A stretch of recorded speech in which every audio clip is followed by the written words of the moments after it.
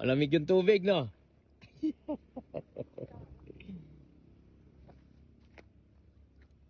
Malamig yung tubig.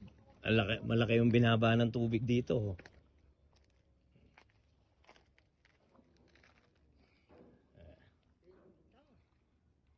Ayun, kabilang pwesto yung doon.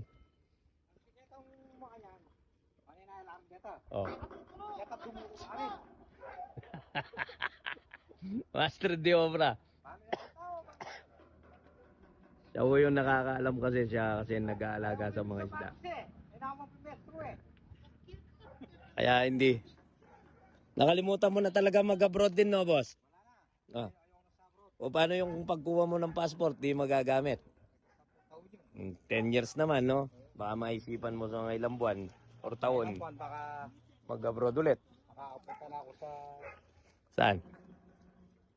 Sa bahay namin. Dahil hindi na ako magpapunta. Nandito lang daw siya sa kubo niya doon, no? Na-homesick pa. Ayun, oh, yun yung kubo niya. Na-homesick eh. Go, ako. Sige, start na tayo. Start na tayo. Start na tayo.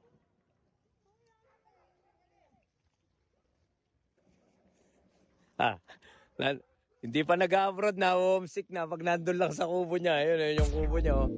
Homesick na daw agad. Meron siyang katabi dun, tawa sigurado eh. Ini-start na ho ang panghuli natin.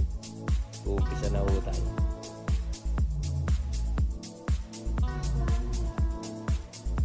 Sa malamang, unang hila dyan, may gitsan tonelada ho, lalabas.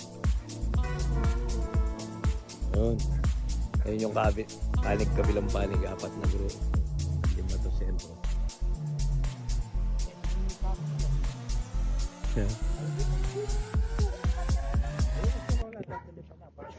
Dun kakain eh. Ayan sila. Hasta ikaw master de obra dyan, ha?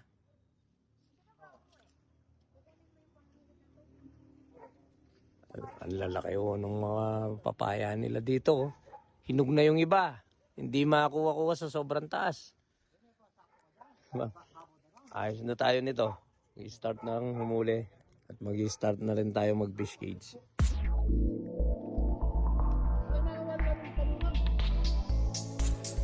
Malamba na ko ata ng mga lasan.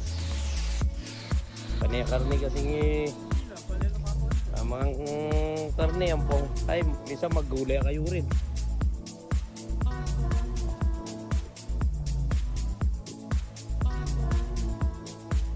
Get akal na rin.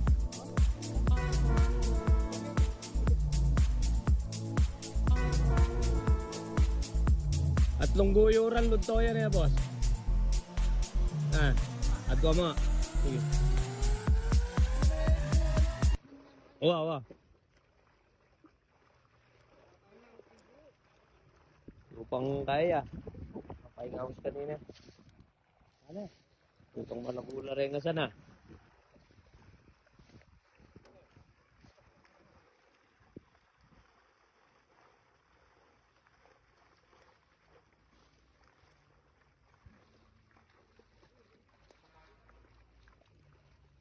Yan, oh. Sige. Larga.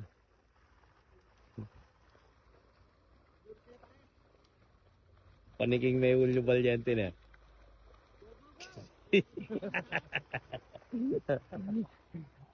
Ang dami na papansin, nabi nila. No. Ayun. Galawan pandagat ang galawan nyo, ha. Time check. Alas 11:19 na. Ayos na rin yung oras na yan. Yun. Ayaw mandar. Paano ang programa niyan? Plano? Papanulan pa mo. Oo.